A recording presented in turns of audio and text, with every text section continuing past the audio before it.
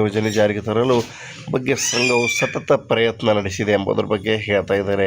ಅಂದರೆ ನಾವು ಒಟ್ಟಾರೆಯಾಗಿ ಹೇಳೋದಾದರೆ ಕೇಂದ್ರ ಮಾದರಿ ವೇತನವನ್ನು ತೆಗೆದುಹಾಕಿ ಒಂದು ಯಾವ ರೀತಿಯಾದಂಥ ಕೇಂದ್ರದಲ್ಲಿದೆ ಅದನ್ನು ಜಾರಿಗೊಳಿಸೋದು, ಜೊತೆಗೆ ಹಬ್ಬದ ಮುಂಗಡ ಹೆಚ್ಚಳ ಮಾಡೋದು, ಜೊತೆಗೆ ನ್ಯಾಷನಲ್ ಪೆನ್ಷನ್ ಸ್ಕೀಮನ್ನು ತೆಗೆದುಹಾಕಿ ಓಲ್ಡ್ ಪೆನ್ಷನ್ ಸ್ಕೀಮನ್ನು ಮರು ಜಾರಿ ರಿಸ್ಟೋರ್ ಮಾಡುವ ಮುಖಾಂತರವಾಗಿ ರಾಜ್ಯ ಸರ್ಕಾರಿ ನೌಕರರಿಗೆ ಕೇಂದ್ರ ಮಾದರಿಯ ಎಲ್ಲ ಒಂದು ಇಲ್ಲಿ ಮಹತ್ವದಂಥ ಮಾಹಿತಿ ಆಗಿರ್ಬೋದು, ಮಹತ್ವದಂಥ ಫಲಕಾರಿ ಒಂದು ಪ್ರಯತ್ನವನ್ನು ಮಾಡ್ತಾ ಇದ್ದಾರೆ.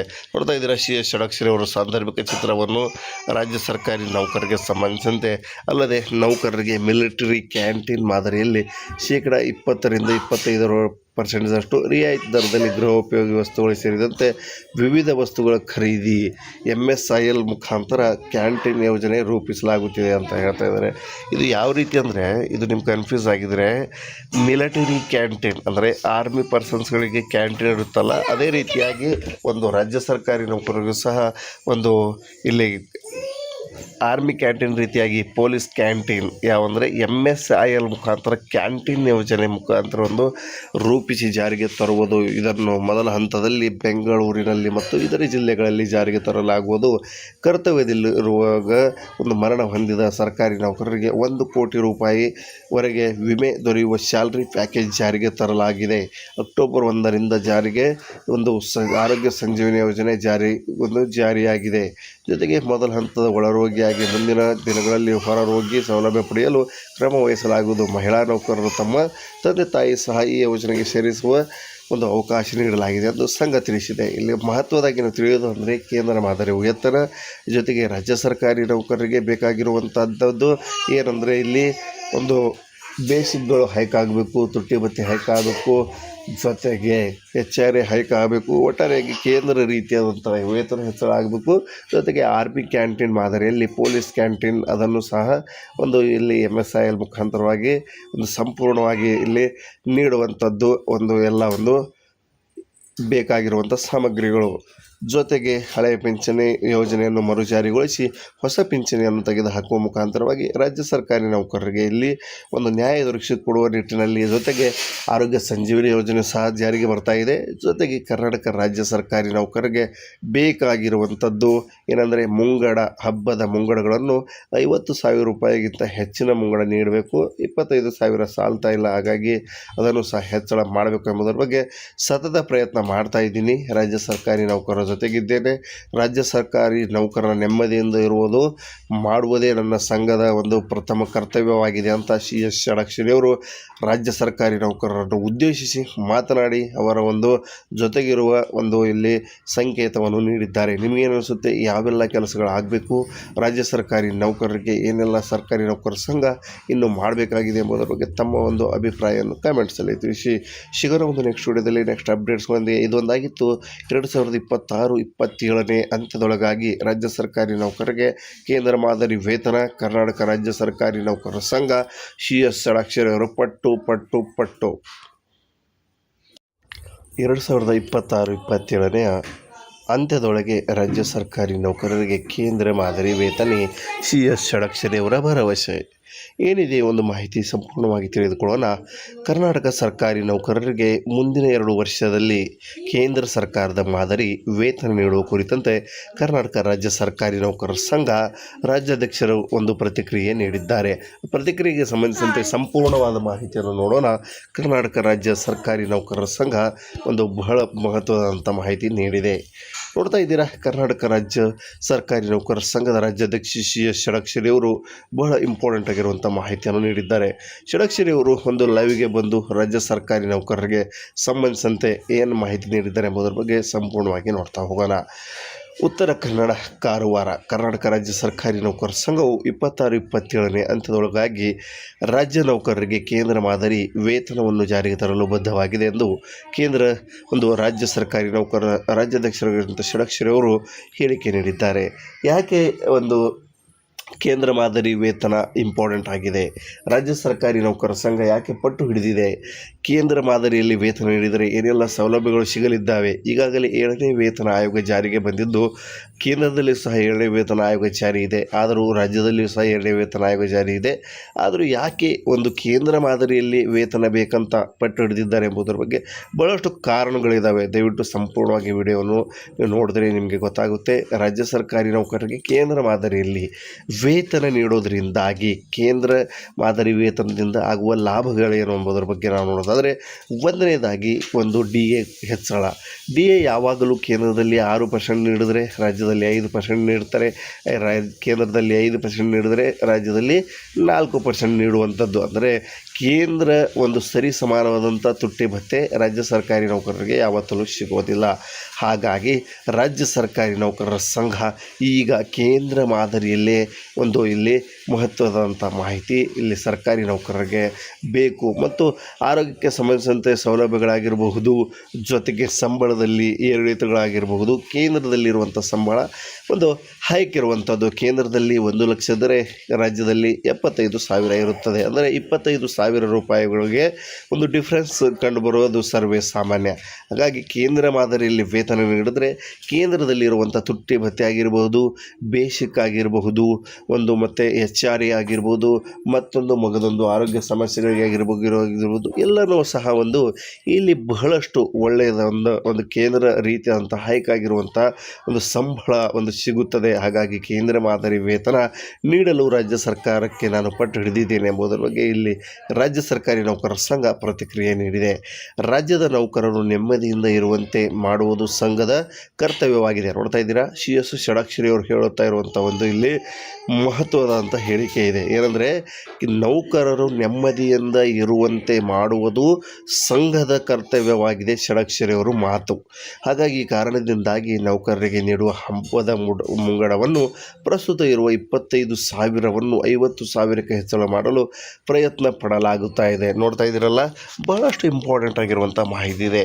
ಹಬ್ಬದ ಮುಂಗಡವಾಗಿ ರಾಜ್ಯ ಸರ್ಕಾರಿ ನೌಕರರಿಗೆ ಎಷ್ಟು ನೀಡ್ತಾ ಇದ್ರು ಅಂದರೆ 25,000 ರೂಪಾಯಿವರೆಗೆ. ಇಲ್ಲಿ ನೋಡ್ತಾ ಇದ್ದೀರಾ, ವರೆಗೆ. ಆ ಒಂದು 25,000 ರೂಪಾಯಿ ಇರುವವರೆಗೆ ಇರುವುದರಿಂದಾಗಿ ಬಹಳಷ್ಟು ಸರ್ಕಾರಿ ನೌಕರಿಗೆ ಒಂದು ತೊಂದರೆ ಆಗ್ತಾಯಿತ್ತು. ಹಾಗಾಗಿ ಅದನ್ನು 25ರಿಂದ ಮತ್ತೆ ಅದನ್ನು 50,000ಕ್ಕೆ ಹೆಚ್ಚಳ ಮಾಡಲು ಪ್ರಯತ್ನಿಸಲಾಗುತ್ತಿದೆ ಎಂದು ಹೇಳ್ತಾ ಇದ್ದಾರೆ. ಜೊತೆಗೆ NPS ನ್ಯಾಷನಲ್ ಪೆನ್ಷನ್ ಸ್ಕೀಮನ್ನು ತೆಗೆದುಹಾಕಿ OPS ಹಳೆಯ ಪಿಂಚಣಿ ಯೋಜನೆ ಜಾರಿಗೆ ತರಲು ಬಗ್ಗೆ ಸಂಘವು ಸತತ ಪ್ರಯತ್ನ ನಡೆಸಿದೆ ಎಂಬುದರ ಬಗ್ಗೆ ಹೇಳ್ತಾ ಇದ್ದಾರೆ. ಅಂದರೆ ನಾವು ಒಟ್ಟಾರೆಯಾಗಿ ಹೇಳೋದಾದರೆ, ಕೇಂದ್ರ ಮಾದರಿ ವೇತನವನ್ನು ತೆಗೆದುಹಾಕಿ ಒಂದು ಯಾವ ರೀತಿಯಾದಂಥ ಕೇಂದ್ರದಲ್ಲಿದೆ ಅದನ್ನು ಜಾರಿಗೊಳಿಸೋದು, ಜೊತೆಗೆ ಹಬ್ಬದ ಮುಂಗಡ ಹೆಚ್ಚಳ ಮಾಡೋದು, ಜೊತೆಗೆ ನ್ಯಾಷನಲ್ ಪೆನ್ಷನ್ ಸ್ಕೀಮನ್ನು ತೆಗೆದುಹಾಕಿ ಓಲ್ಡ್ ಪೆನ್ಷನ್ ಸ್ಕೀಮನ್ನು ಮರುಜಾರಿ ರಿಸ್ಟೋರ್ ಮಾಡುವ ಮುಖಾಂತರವಾಗಿ ರಾಜ್ಯ ಸರ್ಕಾರಿ ನೌಕರರಿಗೆ ಕೇಂದ್ರ ಮಾದರಿಯ ಎಲ್ಲ ಒಂದು ಇಲ್ಲಿ ಮಹತ್ವದಂಥ ಮಾಹಿತಿ ಆಗಿರ್ಬೋದು, ಮಹತ್ವದಂಥ ಫಲಕಾರಿ ಒಂದು ಪ್ರಯತ್ನವನ್ನು ಮಾಡ್ತಾ ಇದ್ದಾರೆ.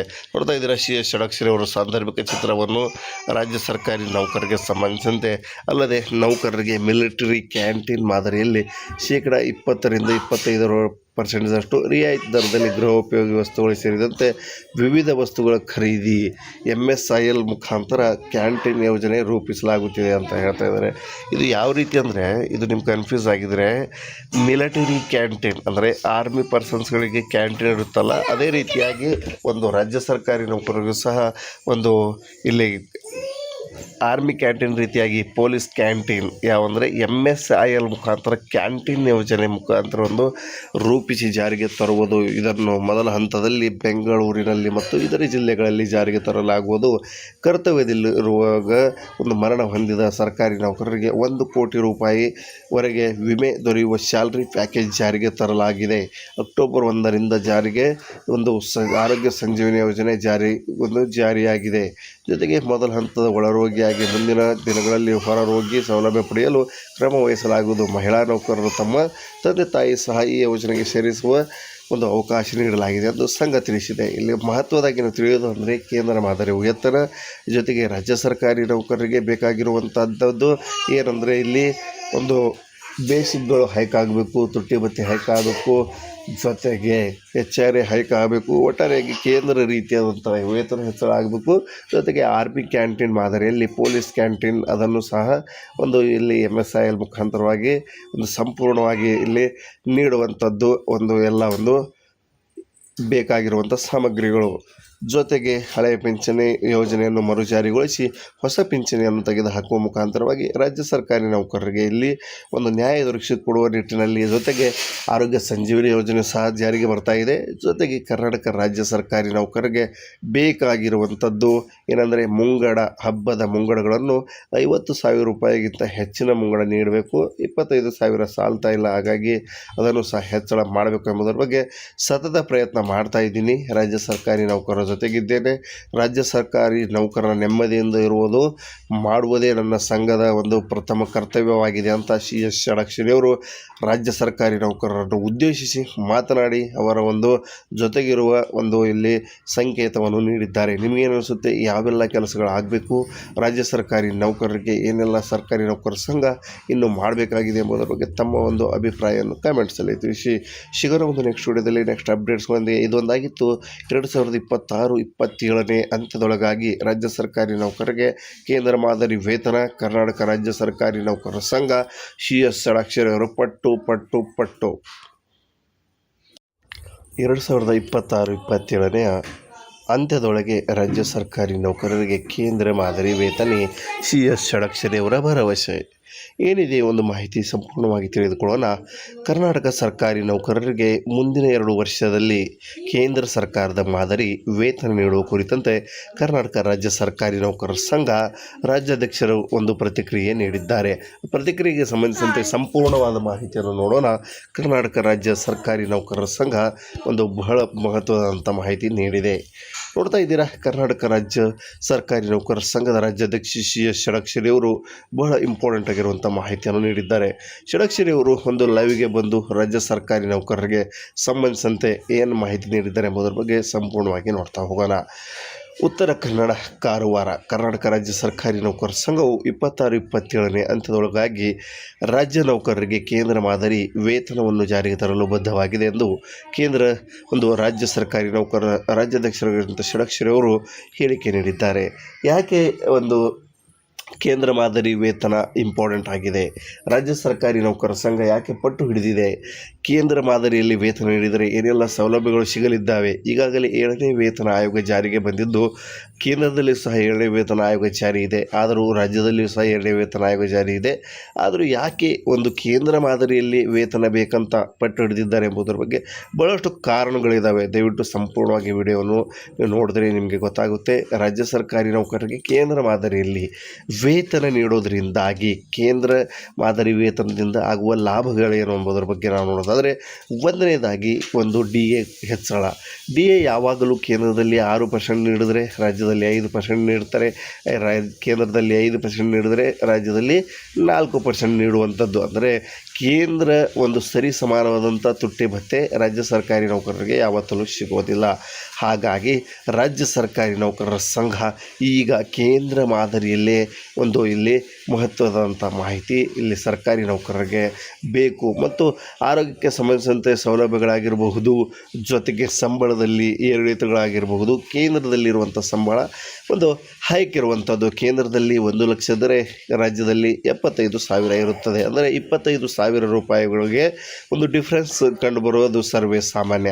ಹಾಗಾಗಿ ಕೇಂದ್ರ ಮಾದರಿಯಲ್ಲಿ ವೇತನ ನೀಡಿದ್ರೆ ಕೇಂದ್ರದಲ್ಲಿರುವಂಥ ತುಟ್ಟಿ ಭತ್ಯೆ ಆಗಿರಬಹುದು, ಬೇಸಿಕ್ ಆಗಿರಬಹುದು, ಮತ್ತು HR ಆಗಿರ್ಬೋದು, ಮಗದೊಂದು ಆರೋಗ್ಯ ಸಮಸ್ಯೆಗಳಿಗೆ ಆಗಿರ್ಬೋದು, ಎಲ್ಲನೂ ಸಹ ಇಲ್ಲಿ ಬಹಳಷ್ಟು ಒಳ್ಳೆಯದ ಕೇಂದ್ರ ರೀತಿಯಾದಂಥ ಹೈಕ್ ಆಗಿರುವಂಥ ಸಂಬಳ ಸಿಗುತ್ತದೆ. ಹಾಗಾಗಿ ಕೇಂದ್ರ ಮಾದರಿ ವೇತನ ನೀಡಲು ರಾಜ್ಯ ಸರ್ಕಾರಕ್ಕೆ ನಾನು ಪಟ್ಟು ಹಿಡಿದಿದ್ದೇನೆ ಎಂಬುದರ ಬಗ್ಗೆ ಇಲ್ಲಿ ರಾಜ್ಯ ಸರ್ಕಾರಿ ನೌಕರರ ಸಂಘ ಪ್ರತಿಕ್ರಿಯೆ ನೀಡಿದೆ. ರಾಜ್ಯದ ನೌಕರರು ನೆಮ್ಮದಿಯಿಂದ ಇರುವಂತೆ ಮಾಡುವುದು ಸಂಘದ ಕರ್ತವ್ಯವಾಗಿದೆ. ನೋಡ್ತಾ ಇದ್ದೀರಾ, CS ಷಡಕ್ಷರಿಯವರು ಹೇಳುತ್ತಾ ಇರುವಂಥ ಇಲ್ಲಿ ಮಹತ್ವದಂಥ ಹೇಳಿಕೆ ಇದೆ. ಏನಂದರೆ ನೌಕರರು ನೆಮ್ಮದಿಯಿಂದ ಇರುವಂತೆ ಮಾಡುವುದು ಸಂಘದ ಕರ್ತವ್ಯವಾಗಿದೆ ಷಡಕ್ಷರಿಯವರು ಮಾತು. ಹಾಗಾಗಿ ಈ ಕಾರಣದಿಂದಾಗಿ ನೌಕರರಿಗೆ ನೀಡುವ ಹಬ್ಬದ ಮುಂಗಡವನ್ನು ಪ್ರಸ್ತುತ ಇರುವ 25,000ವನ್ನು 50,000ಕ್ಕೆ ಹೆಚ್ಚಳ ಮಾಡಲು ಪ್ರಯತ್ನ ಪಡಲಾಗುತ್ತಾ ಇದೆ. ನೋಡ್ತಾ ಇದ್ದೀರಲ್ಲ, ಬಹಳಷ್ಟು ಇಂಪಾರ್ಟೆಂಟ್ ಆಗಿರುವಂಥ ಮಾಹಿತಿ ಇದೆ. ಹಬ್ಬದ ಮುಂಗಡವಾಗಿ ರಾಜ್ಯ ಸರ್ಕಾರಿ ನೌಕರರಿಗೆ ಎಷ್ಟು ನೀಡ್ತಾ ಇದ್ರು ಅಂದರೆ 25,000 ರೂಪಾಯಿವರೆಗೆ. ಇಲ್ಲಿ ನೋಡ್ತಾ ಇದ್ದೀರಾ, ವರೆಗೆ. ಆ ಒಂದು 25,000 ರೂಪಾಯಿ ಹೊರಗೆ ಇರುವುದರಿಂದಾಗಿ ಭಾಳಷ್ಟು ಸರ್ಕಾರಿ ನೌಕರಿಗೆ ಒಂದು ತೊಂದರೆ ಆಗ್ತಾಯಿತ್ತು. ಹಾಗಾಗಿ ಅದನ್ನು 25ರಿಂದ ಮತ್ತೆ ಅದನ್ನು 50,000ಕ್ಕೆ ಹೆಚ್ಚಳ ಮಾಡಲು ಪ್ರಯತ್ನಿಸಲಾಗುತ್ತಿದೆ ಎಂದು ಹೇಳ್ತಾ ಇದ್ದಾರೆ. ಜೊತೆಗೆ NPS ನ್ಯಾಷನಲ್ ಪೆನ್ಷನ್ ಸ್ಕೀಮನ್ನು ತೆಗೆದುಹಾಕಿ OPS ಹಳೆಯ ಪಿಂಚಣಿ ಯೋಜನೆ ಜಾರಿಗೆ ತರಲು ಬಗ್ಗೆ ಸಂಘವು ಸತತ ಪ್ರಯತ್ನ ನಡೆಸಿದೆ ಎಂಬುದರ ಬಗ್ಗೆ ಹೇಳ್ತಾ ಇದ್ದಾರೆ. ಅಂದರೆ ನಾವು ಒಟ್ಟಾರೆಯಾಗಿ ಹೇಳೋದಾದರೆ ಕೇಂದ್ರ ಮಾದರಿ ವೇತನವನ್ನು ತೆಗೆದುಹಾಕಿ ಒಂದು ಯಾವ ರೀತಿಯಾದಂಥ ಕೇಂದ್ರದಲ್ಲಿದೆ ಅದನ್ನು ಜಾರಿಗೊಳಿಸೋದು, ಜೊತೆಗೆ ಹಬ್ಬದ ಮುಂಗಡ ಹೆಚ್ಚಳ ಮಾಡೋದು, ಜೊತೆಗೆ ನ್ಯಾಷನಲ್ ಪೆನ್ಷನ್ ಸ್ಕೀಮನ್ನು ತೆಗೆದುಹಾಕಿ ಓಲ್ಡ್ ಪೆನ್ಷನ್ ಸ್ಕೀಮನ್ನು ಮರುಜಾರಿ ರಿಸ್ಟೋರ್ ಮಾಡುವ ಮುಖಾಂತರವಾಗಿ ರಾಜ್ಯ ಸರ್ಕಾರಿ ನೌಕರರಿಗೆ ಕೇಂದ್ರ ಮಾದರಿಯ ಎಲ್ಲ ಒಂದು ಇಲ್ಲಿ ಮಹತ್ವದಂಥ ಮಾಹಿತಿ ಆಗಿರ್ಬೋದು, ಮಹತ್ವದಂಥ ಫಲಕಾರಿ ಒಂದು ಪ್ರಯತ್ನವನ್ನು ಮಾಡ್ತಾ ಇದ್ದಾರೆ. ನೋಡ್ತಾ ಇದ್ದೀರಾ, CS ಷಡಕ್ಷರಿ ಅವರ ಸಾಂದರ್ಭಿಕ ಚಿತ್ರವನ್ನು ರಾಜ್ಯ ಸರ್ಕಾರಿ ನೌಕರರಿಗೆ ಸಂಬಂಧಿಸಿದಂತೆ. ಅಲ್ಲದೆ ನೌಕರರಿಗೆ ಮಿಲಿಟರಿ ಕ್ಯಾಂಟೀನ್ ಮಾದರಿಯಲ್ಲಿ 20% 25% ರಿಯಾಯಿತಿ ದರದಲ್ಲಿ ಗೃಹೋಪಯೋಗಿ ವಸ್ತುಗಳು ಸೇರಿದಂತೆ ವಿವಿಧ ವಸ್ತುಗಳ ಖರೀದಿ MSIL ಮುಖಾಂತರ ಕ್ಯಾಂಟೀನ್ ಯೋಜನೆ ರೂಪಿಸಲಾಗುತ್ತಿದೆ ಅಂತ ಹೇಳ್ತಾ ಇದ್ದಾರೆ. ಇದು ಯಾವ ರೀತಿ ಅಂದರೆ, ಇದು ನಿಮ್ಗೆ ಕನ್ಫ್ಯೂಸ್ ಆಗಿದರೆ, ಮಿಲಿಟರಿ ಕ್ಯಾಂಟೀನ್ ಅಂದರೆ ಆರ್ಮಿ ಪರ್ಸನ್ಸ್ಗಳಿಗೆ ಕ್ಯಾಂಟೀನ್ ಇರುತ್ತಲ್ಲ, ಅದೇ ರೀತಿಯಾಗಿ ಒಂದು ರಾಜ್ಯ ಸರ್ಕಾರಿ ನೌಕರರಿಗೂ ಸಹ ಒಂದು ಇಲ್ಲಿ ಆರ್ಮಿ ಕ್ಯಾಂಟೀನ್ ರೀತಿಯಾಗಿ ಪೊಲೀಸ್ ಕ್ಯಾಂಟೀನ್ ಯಾವಂದರೆ MSIL ಮುಖಾಂತರ ಕ್ಯಾಂಟೀನ್ ಯೋಜನೆ ಮುಖಾಂತರ ಒಂದು ರೂಪಿಸಿ ಜಾರಿಗೆ ತರುವುದು. ಇದನ್ನು ಮೊದಲ ಹಂತದಲ್ಲಿ ಬೆಂಗಳೂರಿನಲ್ಲಿ ಮತ್ತು ಇತರೆ ಜಿಲ್ಲೆಗಳಲ್ಲಿ ಜಾರಿಗೆ ತರಲಾಗುವುದು. ಕರ್ತವ್ಯದಲ್ಲಿರುವಾಗ ಒಂದು ಮರಣ ಹೊಂದಿದ ಸರ್ಕಾರಿ ನೌಕರರಿಗೆ 1 ಕೋಟಿ ರೂಪಾಯಿವರೆಗೆ ವಿಮೆ ದೊರೆಯುವ ಸ್ಯಾಲರಿ ಪ್ಯಾಕೇಜ್ ಜಾರಿಗೆ ತರಲಾಗಿದೆ. ಅಕ್ಟೋಬರ್ 1ರಿಂದ ಜಾರಿಗೆ ಒಂದು ಆರೋಗ್ಯ ಸಂಜೀವಿನಿ ಯೋಜನೆ ಜಾರಿಯಾಗಿದೆ. ಜೊತೆಗೆ ಮೊದಲ ಹಂತದ ಒಳರೋಗಿಯಾಗಿ ಮುಂದಿನ ದಿನಗಳಲ್ಲಿ ಹೊರರೋಗಿ ಸೌಲಭ್ಯ ಪಡೆಯಲು ಕ್ರಮ ವಹಿಸಲಾಗುವುದು. ಮಹಿಳಾ ನೌಕರರು ತಮ್ಮ ತಂದೆ ತಾಯಿ ಸಹ ಈ ಯೋಜನೆಗೆ ಸೇರಿಸುವ ಒಂದು ಅವಕಾಶ ನೀಡಲಾಗಿದೆ ಎಂದು ಸಂಘ ತಿಳಿಸಿದೆ. ಇಲ್ಲಿ ಮಹತ್ವದಾಗಿ ನಾವು ತಿಳಿಯೋದು ಅಂದರೆ ಕೇಂದ್ರ ಮಾದರಿ ವೇತನ ಜೊತೆಗೆ ರಾಜ್ಯ ಸರ್ಕಾರಿ ನೌಕರರಿಗೆ ಬೇಕಾಗಿರುವಂಥದ್ದು ಏನಂದರೆ ಇಲ್ಲಿ ಒಂದು ಬೇಸಿಕ್ಗಳು ಹೈಕ್ ಆಗಬೇಕು, ತುಟ್ಟಿ ಭತ್ಯೆ ಹೈಕ್ ಆಗಬೇಕು, ಜೊತೆಗೆ HRA ಹೈಕ್ ಆಗಬೇಕು. ಒಟ್ಟಾರೆಯಾಗಿ ಕೇಂದ್ರ ರೀತಿಯಾದಂಥ ವೇತನ ಹೆಚ್ಚಳ ಆಗಬೇಕು.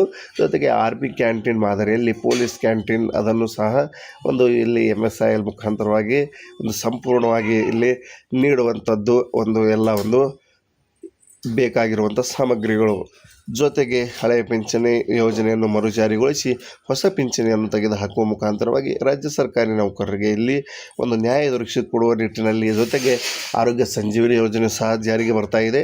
ಜೊತೆಗೆ ಕರ್ನಾಟಕ ರಾಜ್ಯ ಸರ್ಕಾರಿ ನೌಕರರಿಗೆ ಬೇಕಾಗಿರುವಂಥದ್ದು ಏನಂದರೆ ಹಬ್ಬದ ಮುಂಗಡಗಳನ್ನು 50,000 ರೂಪಾಯಿಗಿಂತ ಹೆಚ್ಚಿನ ಮುಂಗಡ ನೀಡಬೇಕು. 25,000 ಸಾಲ್ತಾ ಇಲ್ಲ, ಹಾಗಾಗಿ ಅದನ್ನು ಸಹ ಹೆಚ್ಚಳ ಮಾಡಬೇಕು ಎಂಬುದರ ಬಗ್ಗೆ ಸತತ ಪ್ರಯತ್ನ ಮಾಡ್ತಾ ಇದ್ದೀನಿ. ರಾಜ್ಯ ಸರ್ಕಾರಿ ನೌಕರರ ಜೊತೆಗಿದ್ದೇನೆ.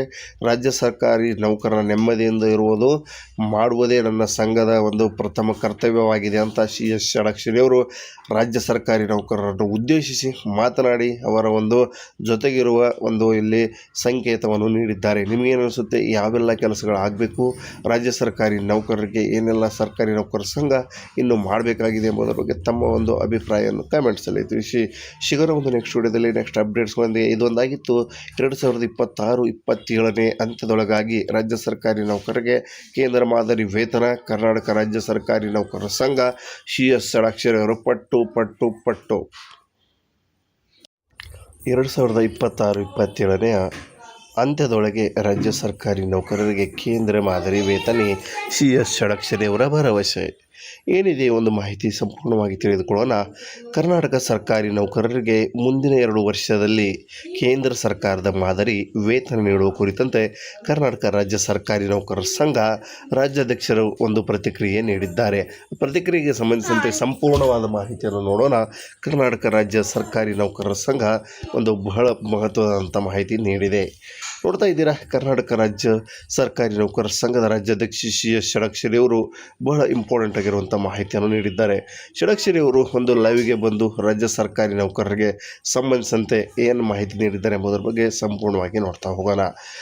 ಉತ್ತರ ಕನ್ನಡ, ಕಾರವಾರ ಕರ್ನಾಟಕ ರಾಜ್ಯ ಸರ್ಕಾರಿ ನೌಕರರ ಸಂಘವು 26-27ನೇ ಹಂತದೊಳಗಾಗಿ ರಾಜ್ಯ ನೌಕರರಿಗೆ ಕೇಂದ್ರ ಮಾದರಿ ವೇತನವನ್ನು ಜಾರಿಗೆ ತರಲು ಬದ್ಧವಾಗಿದೆ ಎಂದು ಕೇಂದ್ರ ರಾಜ್ಯ ಸರ್ಕಾರಿ ನೌಕರರ ರಾಜ್ಯಾಧ್ಯಕ್ಷರಾಗಿರುವಂಥ ಷಡಕ್ಷರಿ ಅವರು ಹೇಳಿಕೆ ನೀಡಿದ್ದಾರೆ. ಯಾಕೆ ಕೇಂದ್ರ ಮಾದರಿ ವೇತನ ಇಂಪಾರ್ಟೆಂಟ್ ಆಗಿದೆ? ರಾಜ್ಯ ಸರ್ಕಾರಿ ನೌಕರರ ಸಂಘ ಯಾಕೆ ಪಟ್ಟು ಹಿಡಿದಿದೆ? ಕೇಂದ್ರ ಮಾದರಿಯಲ್ಲಿ ವೇತನ ನೀಡಿದರೆ ಏನೆಲ್ಲ ಸೌಲಭ್ಯಗಳು ಸಿಗಲಿದ್ದಾವೆ? ಈಗಾಗಲೇ 7ನೇ ವೇತನ ಆಯೋಗ ಜಾರಿಗೆ ಬಂದಿದ್ದು, ಕೇಂದ್ರದಲ್ಲಿ ಸಹ 7ನೇ ವೇತನ ಆಯೋಗ ಜಾರಿ ಇದೆ, ಆದರೂ ರಾಜ್ಯದಲ್ಲಿಯೂ ಸಹ 7ನೇ ವೇತನ ಆಯೋಗ ಜಾರಿ ಇದೆ. ಆದರೂ ಯಾಕೆ ಕೇಂದ್ರ ಮಾದರಿಯಲ್ಲಿ ವೇತನ ಬೇಕಂತ ಪಟ್ಟು ಹಿಡಿದಿದ್ದಾರೆ ಎಂಬುದರ ಬಗ್ಗೆ ಬಹಳಷ್ಟು ಕಾರಣಗಳಿದ್ದಾವೆ. ದಯವಿಟ್ಟು ಸಂಪೂರ್ಣವಾಗಿ ವಿಡಿಯೋವನ್ನು ನೋಡಿದ್ರೆ ನಿಮಗೆ ಗೊತ್ತಾಗುತ್ತೆ. ರಾಜ್ಯ ಸರ್ಕಾರಿ ನೌಕರರಿಗೆ ಕೇಂದ್ರ ಮಾದರಿಯಲ್ಲಿ ವೇತನ ನೀಡೋದರಿಂದಾಗಿ ಕೇಂದ್ರ ಮಾದರಿ ವೇತನದಿಂದ ಆಗುವ ಲಾಭಗಳೇನು ಎಂಬುದರ ಬಗ್ಗೆ ನಾವು ನೋಡೋದಾದರೆ, ಒಂದನೇದಾಗಿ DA ಹೆಚ್ಚಳ. DA ಯಾವಾಗಲೂ ಕೇಂದ್ರದಲ್ಲಿ 6% ನೀಡಿದರೆ ರಾಜ್ಯದಲ್ಲಿ 5% ನೀಡ್ತಾರೆ, ಕೇಂದ್ರದಲ್ಲಿ 5% ನೀಡಿದರೆ ರಾಜ್ಯದಲ್ಲಿ 4% ನೀಡುವಂಥದ್ದು. ಅಂದರೆ ಕೇಂದ್ರ ಸರಿ ಸಮಾನವಾದಂಥ ತುಟ್ಟಿ ಭತ್ಯೆ ರಾಜ್ಯ ಸರ್ಕಾರಿ ನೌಕರರಿಗೆ ಯಾವತ್ತೂ ಸಿಗೋದಿಲ್ಲ.